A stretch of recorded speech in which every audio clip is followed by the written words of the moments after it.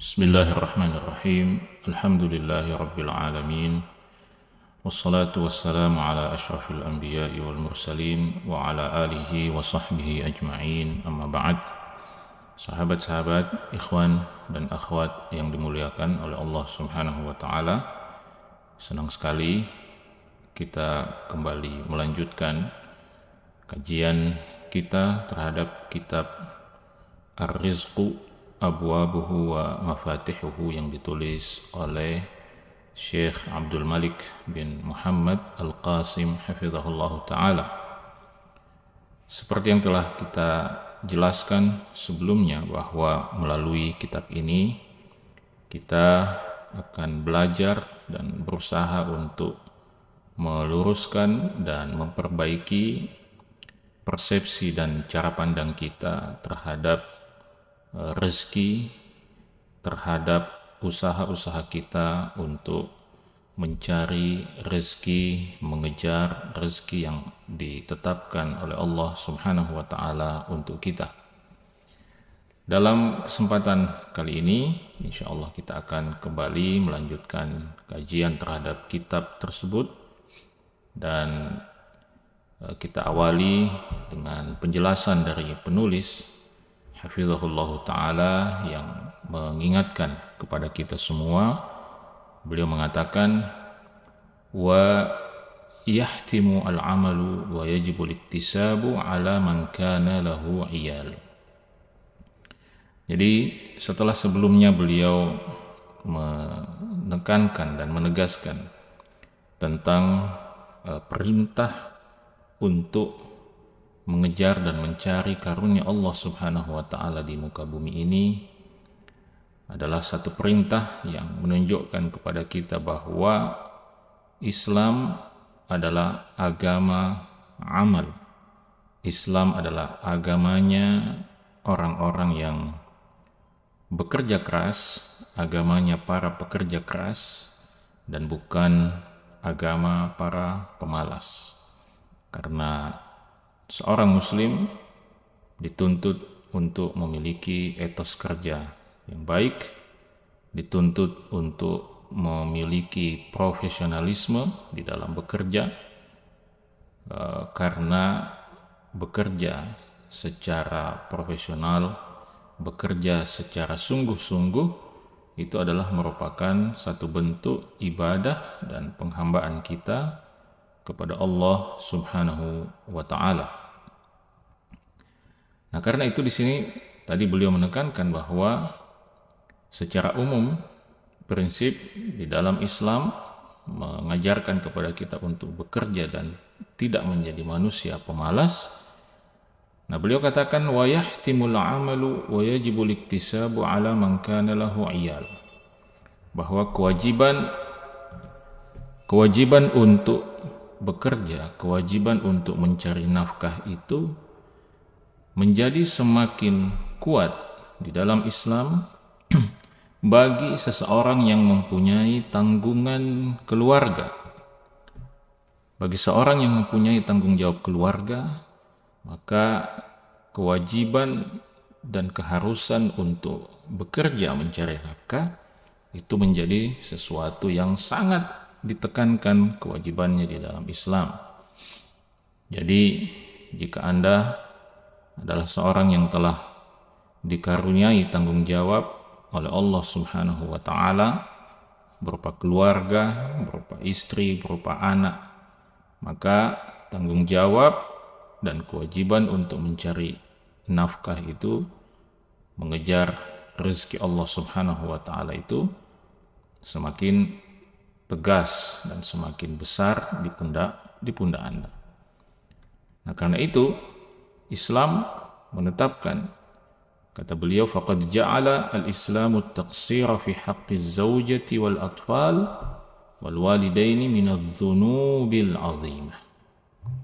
Karena itu Islam menetapkan bahwa ketika seseorang melalaikan kewajibannya untuk memberi nafkah kepada istri, kepada anak-anaknya, kepada kedua orang tuanya, maka itu telah menyebabkan orang tersebut terjatuh ke dalam dosa yang besar di sisi Allah Subhanahu wa taala. Beliau mengutip sebuah riwayat hadis yang diriwayatkan dari Wahab Ibnu Jabir rahimahullahu taala yang mengatakan, syahidtu Abdullah bin Amr bin al-As fi Baitul Maqdis. Saya pernah melihat dan menyaksikan sahabat Nabi sallallahu alaihi wasallam yang bernama Abdullah bin Amr bin As radhiyallahu taala anhuma. Abdullah bin Amr bin As adalah putra dari sahabat yang mulia Amr bin As radhiyallahu taala anhu. Jadi Wahab bin Jabir mengatakan, saya pernah melihat Abdullah bin Amr bin As di Baitul Maqdis. Wa atahu maulan lahu faqal. Beliau didatangi oleh salah seorang budaknya yang kemudian berkata kepada beliau. Nah, apa kata budak ini? Inni uridu an uqima hadha asy-syahra hahuna. Sesungguhnya aku bermaksud untuk tinggal di Baitul Maqdis ini, di rumah Allah Subhanahu wa taala ini selama bulan ini, maksudnya bulan Ramadan. Jadi kejadian ini tampaknya terjadi di bulan Ramadan dan sang budak ini bermaksud untuk tinggal i'tikaf selama 1 bulan lamanya di Baitul Maqdis. Kita tentu tidak ragu sama sekali bahwa niat dan maksud sang budak ini adalah satu niat yang baik. Ingin melakukan satu ibadah, satu amal soleh yang luar biasa nilainya di sisi Allah Subhanahu wa taala, dan dilakukan di bulan suci Ramadan, dan dilakukan di salah satu tempat dari 3 tempat di muka bumi ini yang kita dianjurkan, didorong untuk menyiapkan rencana perjalanan untuk mendatanginya, yaitu Baitullah Al-Haram di kota Mekah, kemudian Masjid Rasul sallallahu alaihi wasallam, dan kemudian Baitul Maqdis di Palestina atau di bumi Syam. Jadi sama sekali tidak diragukan bahwa niat dan maksud sang budak ini adalah niat yang baik, niat amal saleh. Tetapi kemudian Abdullah bin Amr bertanya, memastikan kepada budak ini, hal tarakta li ahlika man yaqutuhum. Apakah engkau sudah meninggalkan, apakah engkau sudah menyiapkan untuk keluargamu ma yaqutuhum, apa yang menjadi kebutuhan mereka, apa yang akan mereka makan, apa yang akan mereka konsumsi selama engkau meninggalkan mereka di bulan suci Ramadan itu. Qala, maka sang budak itu mengatakan, la, saya belum menyiapkan, atau saya tidak menyiapkan apa-apa. Saya tidak menyiapkan nafkah yang cukup, tidak menyiapkan bekal yang cukup jika saya meninggalkan mereka untuk tinggal beribadah di Baitul Maqdis pada bulan Ramadan ini. Maka Abdullah bin Amr bin As mengatakan, amma la faraj. Kalau jawabannya adalah tidak, maka pulanglah. Urungkanlah niatmu untuk tinggal, untuk beriktikaf, untuk beribadah selama sebulan penuh di Baitul Maqdis. Fada'lahum ma yaqutun, sampai engkau bisa menyiapkan apa yang bisa mencukupi kebutuhan mereka. Jadi dalam kisah ini kita melihat bagaimana Abdullah bin Amr bin As mengajarkan kepada budak tersebut, dan tentu juga mengajarkan kepada kita tentang pentingnya memahami skala prioritas di dalam Islam.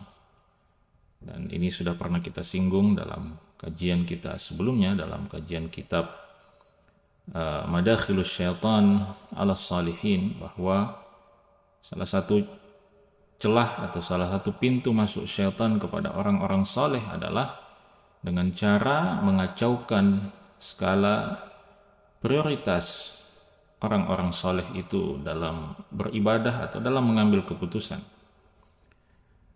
Dan kita tidak mungkin mempunyai pemahaman yang baik untuk kemudian mengambil keputusan yang tepat dalam menentukan skala prioritas kita sebagai seorang hamba Allah, kecuali kalau kita memiliki bekal ilmu yang cukup. Bekal ilmu syar'i, bekal pemahaman ilmu syar'i yang cukup dan benar tentu saja. Disitulah letak peran utama ilmu, mengapa kita wajib menuntut ilmu, karena ilmu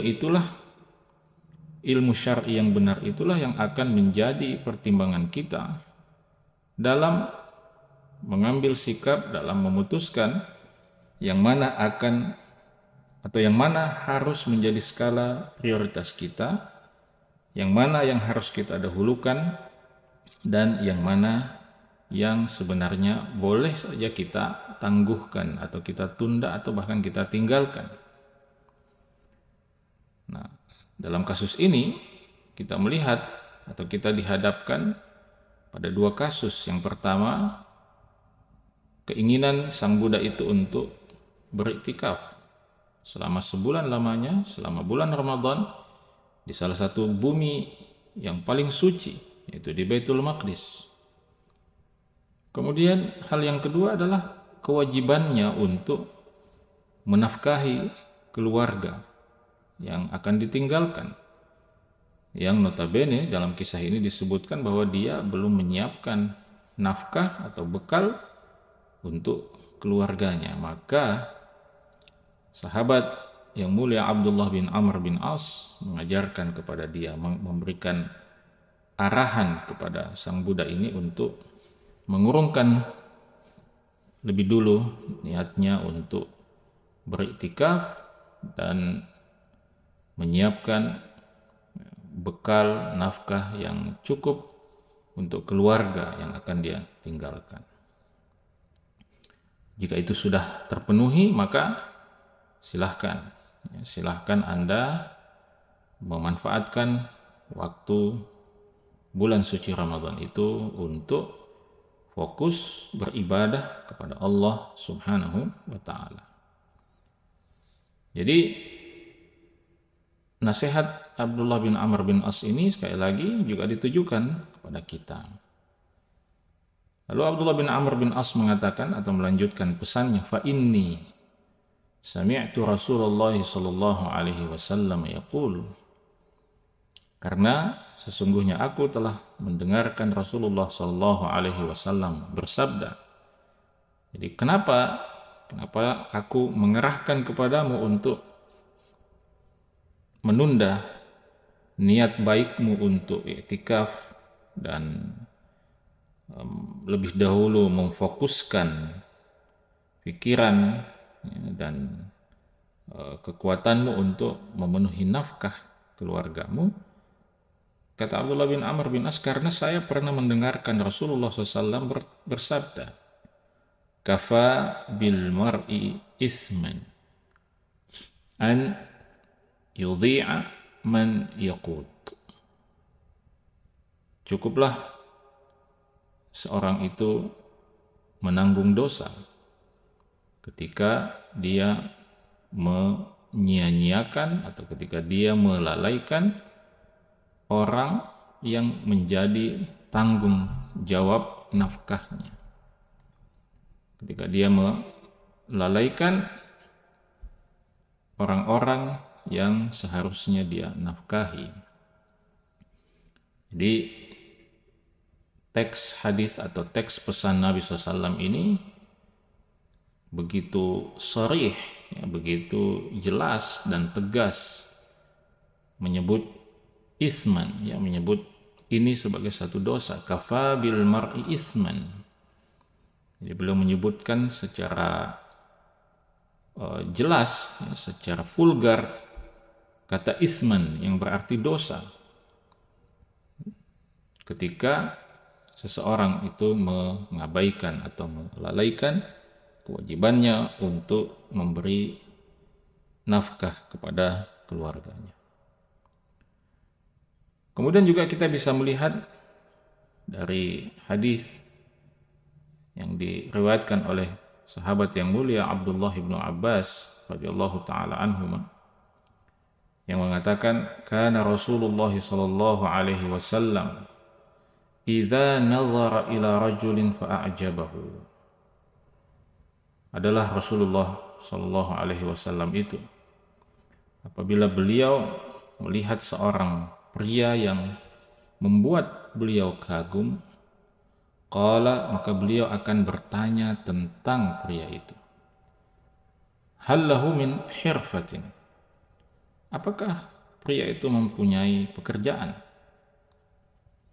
Fa in qalu, jika para sahabat menjawab la, tidak, saqata min aini, maka kedudukan pria itu yang tadinya dikagumi oleh beliau itu kemudian jatuh dalam pandangan beliau. Kenapa?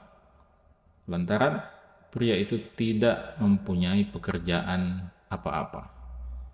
Ya, di sini tentu yang dimaksud oleh Nabi SAW bukan pekerjaan tetap, ya, seperti misalnya Anda menjadi PNS atau yang semacamnya, tidak. Tetapi poin inti Rasulullah SAW, apakah orang itu orang itu berkomitmen dalam hidupnya untuk menjadi seorang pekerja, untuk bekerja, mencari nafkah.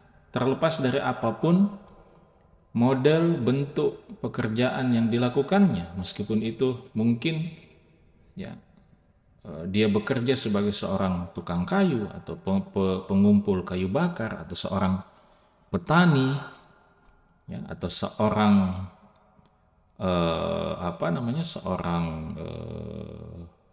penjaga toko, ya, atau seorang penjual di pasar, atau seorang penarik becak, ya, atau seorang seorang ojek. Apapun pekerjaan yang dilakoni oleh seseorang, maka itu sudah cukup, ya, itu sudah cukup, ya, memenuhi apa yang dimaksud oleh Nabi SAW ketika beliau bertanya, hal lahu min hirfatin, apakah orang itu mempunyai satu pekerjaan. Dan ketika dijawab tidak, maka orang itu kemudian kedudukannya jatuh dalam pandangan Rasulullah SAW. Maka jika para sahabat bertanya, wa kaifa dzaka ya Rasulullah, kenapa bisa seperti itu wahai Rasulullah? Ya, kenapa bisa seseorang yang tidak punya pekerjaan itu kemudian jatuh dalam pandangan beliau? Maka beliau menjawab, li'annal mu'mina idza lam yakun dza hirfatin ta'ayyasha bidinihi. Karena seorang mukmin itu jika dia tidak memiliki satu pekerjaan, maka ta'ayyasha bidinihi, maka dia akan mencari hidup, ya, dengan menjual agamanya. Waliyadzubillah. Ya. Jadi maksudnya Nabi SAW, ketika seorang tidak mempunyai satu sumber penghasilan, maka dia akan menggunakan agamanya, ya, sebagai alat untuk mencari penghidupan. Dia akan memutarbalikkan ajaran-ajaran agamanya demi untuk mendapatkan sesuap nasi. Dia akan, boleh jadi dia akan sampai pada level menghalalkan yang haram atau mengharamkan yang halal demi untuk mendapatkan sesuap nasi, demi untuk mendapatkan pundi-pundi rupiah misalnya. Wal'iyadzubillah. Dan yang luar biasanya sahabat-sahabat ikhwan dan akhwat yang dimuliakan oleh Allah Subhanahu wa taala, bahwa ketika seorang muslim bekerja keras untuk mencari nafkah, maka seperti yang tadi kita singgung di awal, usaha mencari nafkah itu sendiri dinilai sebagai satu ibadah di sisi Allah Subhanahu wa taala. Dan karena itu, karena dia dinilai sebagai sebuah ibadah, maka tentu Allah Subhanahu wa taala telah menyiapkan balasan pahala untuk siapapun muslim yang bekerja keras untuk mencari nafkah bagi keluarganya. Sebagaimana yang dikatakan oleh Nabi SAW, dinarun anfaqtahu fi sabilillah, dinar wa dinarun anfaqtahu fi raqabah, wa dinarun tasaddaqta bihi ala miskinin, wa dinarun anfaqtahu ala ahlika a'zamuha ajran alladhi anfaqtahu ala ahlik. Kata Nabi SAW, dinarun anfaqtahu fi sabilillah, satu dinar yang engkau infakkan di jalan Allah, maksudnya untuk jihad fi sabilillah. Wa dinarun anfaqtahu fi raqabah, dan satu dinar yang engkau keluarkan untuk membebaskan budak. Wa dinarun tasaddaqta bihi ala miskin, dan satu dinar yang engkau sedekahkan kepada orang miskin. Wa dinarun anfaqtahu ala ahlika, dan satu dinar yang engkau nafkahkan untuk keluargamu. Di antara keempat dinar ini, kata Nabi SAW, a'zamuha ajran, yang paling besar pahalanya adalah alladzi anfaqtahu ala ahlika, adalah dinar yang engkau nafkahkan untuk keluargamu. Jadi sahabat-sahabat, ikhwan dan akhwat sekalian, kita lihat keempat jenis dinar yang disebutkan oleh Nabi SAW di dalam hadis tadi. Kesemuanya adalah jalan-jalan kebaikan. Berjihad fisabilillah, membebaskan budak, memerdekakan seorang budak, memberikan sedekah kepada fakir miskin. Semuanya adalah kebaikan-kebaikan belaka. Semuanya adalah jalan-jalan kebaikan yang boleh jadi selama ini kita menganggap itu sebagai kebaikan-kebaikan yang paling utama. Kita menganggap itu sebagai kesempatan terbaik bagi kita untuk mengeluarkan harta kita ketika kita menyumbang untuk jihad fisabilillah, ketika kita menyumbang untuk memerdekakan budak, ketika kita menyumbang untuk dibagikan kepada orang-orang miskin. Tapi ternyata Nabi SAW sekali lagi mengajarkan kepada kita satu model skala prioritas, di mana kemudian Nabi SAW menunjukkan kepada kita bahwa di antara keempat dinar itu, yang paling besar pahalanya adalah dinar yang kita nafkahkan, kita siapkan sebagai nafkah untuk keluarga kita. Ya. Jadi tentu ini sama sekali tidak menutup jalan kita untuk tetap berinfak, mengeluarkan sedekah di jalan-jalan yang telah disebutkan itu tadi. Tapi di sini Nabi SAW menekankan kepada kita bahwa di antara semua dinar itu yang paling besar pahalanya adalah dinar yang kita keluarkan untuk keluarga kita. Dinar yang kita keluarkan, kita nafkahkan kepada anak istri kita, kepada kedua orang tua kita. Nah, karena itu, dalam situasi dan kondisi tertentu misalnya, ketika kita tidak punya banyak kelapangan harta, maka di sini kita diajarkan tentang satu skala prioritas. Bahwa nafkahkanlah atau keluarkanlah harta itu, alokasikanlah harta itu lebih dahulu untuk anak istri, untuk kedua orang tua kita, orang-orang yang menjadi tanggung jawab nafkah kita. Kemudian setelah itu kita pandang mencukupi, maka setelah itu barulah kita berusaha untuk menyisihkan sedikit harta kita untuk jalan-jalan kebaikan yang lain yang tadi disebutkan oleh Nabi SAW sendiri di dalam hadis tersebut. Kemudian di sini dinukil satu ungkapan, satu penjelasan juga dari Al-Imam Sufyan Ats-Tsauri rahimahullahu ta'ala. Beliau pernah mengatakan, "Alaika bi'amalil abtal." Jadi ini adalah ungkapan-ungkapan motivasi dari para ulama salaf rahimahullahu ta'ala. Sufyan Ats-Tsauri rahimahullah pernah mengatakan, "Alaika bi'amalil abtal." Engkau harus mengikuti pekerjaan yang dilakukan oleh para pemberani, para pahlawan. Jadi ikutilah jejak dan jalan para pahlawan, para pemberani.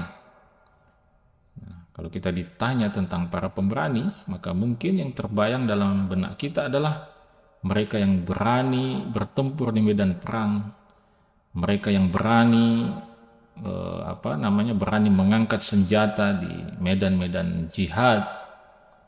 Tetapi ternyata yang dimaksud oleh Sufyan Ats-Tsauri rahimahullahu ta'ala, sebagai pekerjaan dan profesi para pahlawan, para pemberani itu, ternyata yang dimaksud adalah al-kasbu minal halal wal infaqu 'alal 'iyal. Jadi pekerjaan para pemberani itu adalah al-kasbu minal halal. Bekerja mencari nafkah dari sumber-sumber yang halal. Dan yang kedua, wal infaqu 'alal 'iyal. Lalu kemudian menggunakan harta pendapatan yang halal itu digunakan untuk menjadi nafkah bagi keluarga. Jadi Al-Imam Sufyan Ats-Tsauri rahimahullahu ta'ala memberikan kepada kita satu perspektif baru lagi tentang para pemberani, tentang para pahlawan itu siapa. Yaitu orang yang satu, ketika dia bekerja, ketika dia mencari nafkah, dia berusaha untuk memastikan bahwa sumber nafkahnya itu adalah sumber yang halal. Kemudian yang kedua, seorang pahlawan, seorang pemberani itu adalah seorang yang ketika dia mengalokasikan, menggunakan harta halal yang sudah dia dapatkan itu, maka dia pastikan untuk mengalokasikannya terlebih dahulu sesuai dengan skala prioritas yang diajarkan oleh Allah Subhanahu wa ta'ala dan Rasulnya, yaitu memberikannya sebagai nafkah kepada keluarganya sendiri terlebih dahulu. Karena itu di sini juga dikatakan bahwa Al-Imam Sufyan Ats-Tsauri rahimahullahu ta'ala itu kalau beliau didatangi oleh seorang yang ingin menuntut ilmu, yang ingin belajar dari beliau, maka sebelum menerima sang murid itu atau calon murid itu, beliau akan lebih dahulu menanyakan kepada sang calon murid itu, hal laka wajhu ma'isyatin, apakah engkau sudah punya satu sumber penghidupan? Maka jika calon murid itu mengatakan bahwa dia sudah mempunyai cukup bekal untuk menuntut ilmu, ya maksudnya sudah punya cukup bekal untuk nafkah penghidupannya, maka di situ Sufyan Ats-Tsauri rahimahullah akan mengizinkan kepadanya untuk belajar, untuk menuntut ilmu. Tetapi jika dia tidak punya nafkah yang cukup untuk itu, maka Sufyan Ats-Tsauri rahimahullah kemudian memerintahkannya untuk mencari lebih dahulu pekerjaan atau mencari sumber penghasilan untuk kemudian bisa dia kumpulkan sebagai bekalnya, sebagai nafkahnya selama dia nanti menjalani proses menuntut ilmu. Tentu sahabat-sahabat sekalian, ikhwan dan akhwat yang dimuliakan oleh Allah Subhanahu wa taala, yang dimaksud di sini tentu bukan artinya mencari nafkah dalam batas yang mencukupi. Ya, bukan berarti bahwa dia harus membangun sebuah kerajaan bisnis ya yang begitu rupa, ya, membesarkan kerajaan bisnisnya sedemikian rupa, kemudian setelah itu baru dia menuntut ilmu, tidak. Tetapi bagaimana bekal itu mencukupi, ya, fihi kifayah. Jadi mencukupi, tidak juga sampai berlebihan atau tidak juga sampai berlimpah-limpah. Ya, meskipun tentu itu tidak kita tolak, ya, ketika Allah Subhanahu wa taala berkenan memberikan kita limpahan harta atas usaha kita mencari nafkah, itu tidak masalah. Tetapi dia tidak menjadi obsesi para penuntut ilmu. Bagi para penuntut ilmu, yang paling penting adalah mencukupi kebutuhan yang paling mendasar dalam kehidupannya, termasuk dalam kehidupan keluarganya. Dan kalau kita melihat pada sejarah hidup Imam Ahmad Ibn Hanbal rahimahullahu ta'ala, maka itulah yang beliau lakukan ya, dalam perjalanan beliau menuntut ilmu berkeliling dunia, ya, dari Baghdad kemudian ke Syam, ke Mekah, ya, ke Jazirah, kemudian ke Yaman, ya, menemui Al-Imam Abdul Razzaq As-San'ani. Kita akan melihat bagaimana Imam Ahmad rahimahullah ta'ala dalam sepanjang perjalanannya itu akan selalu singgah di satu kota, ya, untuk bekerja, ya, mencari nafkah, ya, dengan pekerjaan yang istilah orang hari ini mungkin adalah pekerjaan yang serabutan, ya, menjadi kuli panggul, ya, menjadi menjadi nesakh, ya, atau menjadi seorang tukang tulis, ya, pekerjaan apapun, ya, yang penting dia adalah pekerjaan yang halal. Jadi beliau akan singgah di satu kota, mengumpulkan bekal yang cukup untuk kemudian melanjutkan lagi perjalanan menuntut ilmunya ke tempat atau ke kota yang lain. Ya, jadi di sini poinnya adalah bahwa Al-Imam Sufyan Ats-Tsauri rahimahullah mengajarkan kepada kita bahwa jika Anda ingin disebut atau jika Anda ingin menjadi seorang pemberani, jika Anda ingin menjadi seorang pahlawan, maka pahlawan yang sebenarnya adalah pahlawan yang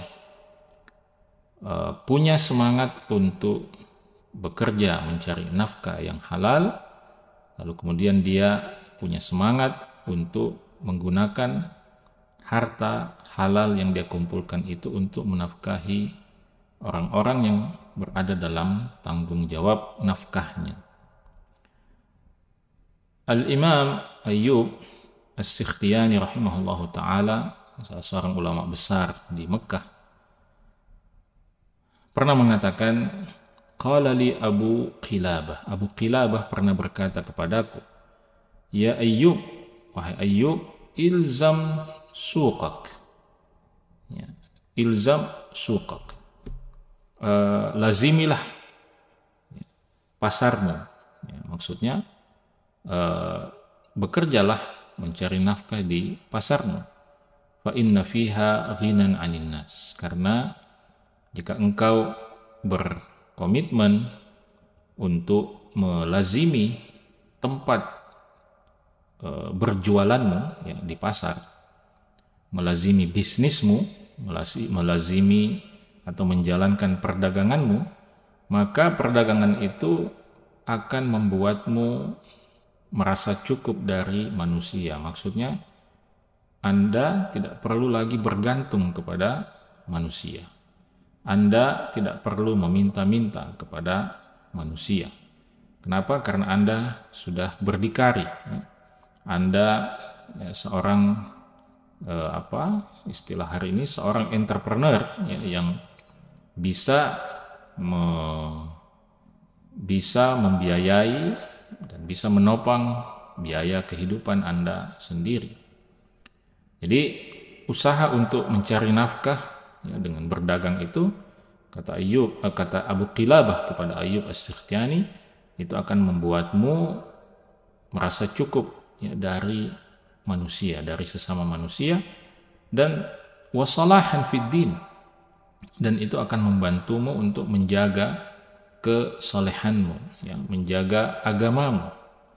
Jadi ketika kita bisa memenuhi kebutuhan kita sendiri, maka kita bisa menjaga kualitas keberagamaan kita. Dalam arti kita tidak bergantung di bawah telunjuk orang lain. Berbeda ketika kita menjadi orang yang bekerja di bawah telunjuk orang lain, maka di situ kadang-kadang kita terpaksa mengorbankan agama kita, mengorbankan ibadah kita kepada Allah Subhanahu wa taala. Kemudian juga dikutip di sini satu riwayat yang diriwayatkan oleh Muhammad ibnu Sirin dari ayahnya, yang mengatakan, yaitu Sirin, ayahnya mengatakan, Shallaitu ma'a Umar bin Al-Khattab al-Maghrib. Saya pernah salat maghrib bersama dengan Umar bin Khattab. Wansarafa ma'ahu jama'atun min Quraisy. Lalu setelah selesai salat maghrib, sejumlah orang Quraisy itu ikut keluar bersama dengan Umar bin Khattab radhiyallahu taala anhu. Fara'a tahta ibti rizmatan. Fara'a tahta ibti rizmatan. Maka ketika keluar dari masjid setelah menunaikan salat maghrib itu, kata Sirin, Umar melihat di bawah ketiak saya itu ada satu rizmatan. Rizmatan wallahu alam, apa yang dimaksud dengan rizmatan, tapi makna rizmatan itu adalah satu ikatan, satu ikatan. Barangkali pada saat itu Sirin membawa satu ikat benda atau satu ikat barang yang kemudian dia jepit dengan ketiaknya. Maka Umar bertanya, "Ma hadza ya Ibn Sirin?" Apa gerangan itu wahai Ibn Sirin? Faqultu, maka dia pun menjawab, "Ya Amirul Mukminin, wahai Amirul Mukminin, ati ila suqi, saya datang ke pasar, fa ashtari wa abi', untuk melakukan jual beli di pasar. Jadi itu mungkin adalah barang yang dia perjualbelikan di pasar. Wallahu a'lam. Lalu apa yang terjadi? Faltafata ila jama'atin min Quraisy. Mendengar itu, Umar kemudian menoleh kepada orang-orang Quraisy yang ada bersamanya. Waqala, lalu beliau mengatakan, la yaghlibannakum hadza wa ashbahuhu 'ala tijarah. Jangan sampai kalian, wahai orang-orang Quraisy, wahai tuan-tuan Quraisy, jangan sampai kalian dikalahkan oleh orang ini dan yang semacamnya dalam perdagangan. Karena Sirin itu adalah seorang seorang budak atau seorang mantan budak yang dibawa oleh kaum muslimin ketika itu, tetapi kemudian dia masuk Islam, kemudian Allahu a'lam, kalau tidak salah beliau dimerdekakan, lalu kemudian beliau mempunyai seorang anak yang kemudian juga menjadi ulama besar dalam sejarah Islam, yaitu Muhammad bin Sirin rahimahumullah ta'ala. Nah, di situ Umar mengingatkan orang-orang Quraisy itu yang notabene adalah orang-orang yang memiliki strata sosial yang tinggi ketika itu. Umar mengatakan jangan sampai kalian kalah dengan orang ini yang notabene dia adalah mantan budak dan yang semacam dengan dia. Jangan sampai kalian dikalahkan oleh mereka dalam hal perdagangan. Kenapa? Fa inna tijarata thuluthul imarati. Karena sesungguhnya perdagangan itu thuluthul imarah, sepertiga dari kekuasaan.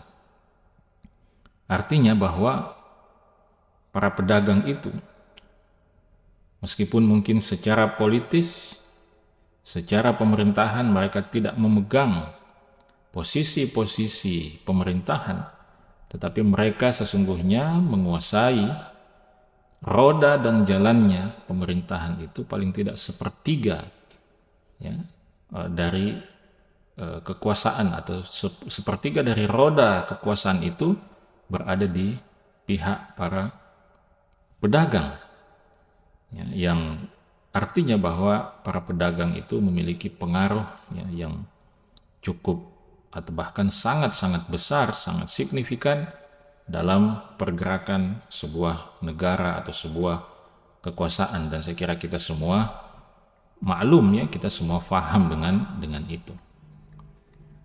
Nah, kemudian di sini juga dikutip perkataan dari Abu Sulaiman Ad-Darani rahimahullahu ta'ala yang mengatakan laisati al-ibadatu an tasuffa atau an tasuffa qadamaika wa ghairuka yaqutulak. Ini adalah satu perspektif baru yang diingatkan oleh Abu Sulaiman Ad-Darani kepada kita. Dia katakan laisatil ibadatu an tasuffa qadamaik. Ibadah itu bukan hanya ketika engkau membariskan kedua kakimu dalam saf-saf salat. Ibadah itu bukan hanya sekedar engkau berbaris di dalam saf untuk mengerjakan salat. Wa ghairuka yaqutulak, sementara ada orang lain yang mencari makan, yang mencarikan makan untukmu. Ya, jadi beliau menyinggung satu fenomena manusia yang tentu ada dalam kelompok kaum muslimin. Ada sejumlah orang yang dia berpikir dia akan hidup fokus untuk beribadah, untuk sholat, puasa dan lain sebagainya, tetapi untuk urusan nafkah sehari-hari dia bergantung kepada orang lain. Maka Abu Sulaiman Ad-Darani rahimahullah mengatakan walakin ibda biraghifika. Tapi ibadah itu adalah ketika engkau memulai ya, dengan mencari sepotong rotimu. Kalau bahasa kita, dengan mencari sesuap nasimu, fahrizha atau fa'ahrizha, lalu kemudian engkau simpan sepotong roti itu, thumma ta'abbad. Kemudian setelah itu barulah engkau fokus untuk beribadah kepada Allah Subhanahu wa taala. Tentu maksudnya adalah ibadah yang melebihi atau yang di luar ibadah fardu, karena kalau ibadah fardu tentu kita tidak perlu mendiskusikan tentang kewajibannya, tetapi ketika kita ingin fokus atau ketika kita ingin menambah ibadah fardu itu dengan ibadah-ibadah yang sifatnya sunnah, maka di situ kita diingatkan, tunggu dulu, sebelum Anda ingin memperbanyak ibadah sunnah, maka perhatikan dulu bahwa ada lagi kewajiban yang lebih besar daripada itu, yaitu kewajiban mencari nafkah, terutama jika Anda mempunyai keluarga atau mempunyai orang-orang yang harus ditanggung-jawabi. Maka penuhilah itu, karena itu adalah satu kewajiban, dan kalau itu sudah terpenuhi, maka setelah itu silahkan Anda memperbanyak ibadah-ibadah sunnah kepada Allah subhanahu wa ta'ala.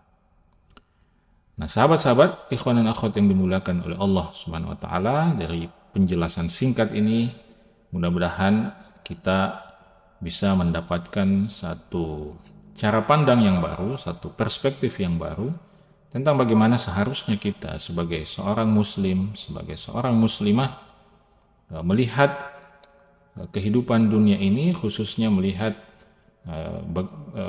bagaimana seharusnya seorang muslim adalah sosok yang memiliki semangat bekerja yang tinggi, semangat kerja yang profesional, bukan karena dia cinta kepada dunia. Kita bekerja keras bukan karena kita cinta kepada dunia, tidak, tapi kita bekerja keras karena kita meyakini itu adalah satu ibadah, satu kewajiban yang harus kita tunaikan, yang Allah perintahkan kepada kita, yang ketika kita berusaha menunaikannya, Allah akan memberikan pahala begitu besar kepada kita.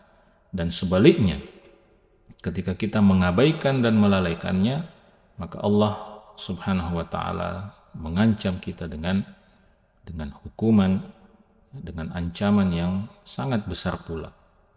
Karena itu kita bekerja keras, kita mencari nafkah, karena kita meyakini itu adalah ibadah kita kepada Allah Subhanahu wa ta'ala. Demikian sahabat-sahabat yang dimuliakan oleh Allah Subhanahu wa ta'ala, kajian kita kali ini. Insyaallah kita akan melanjutkan kembali pembahasan kitab Ar-Rizqu Abwabuhu wa Mafatihuhu ini dalam kesempatan yang akan datang. Semoga bermanfaat. Assalamualaikum warahmatullahi wabarakatuh.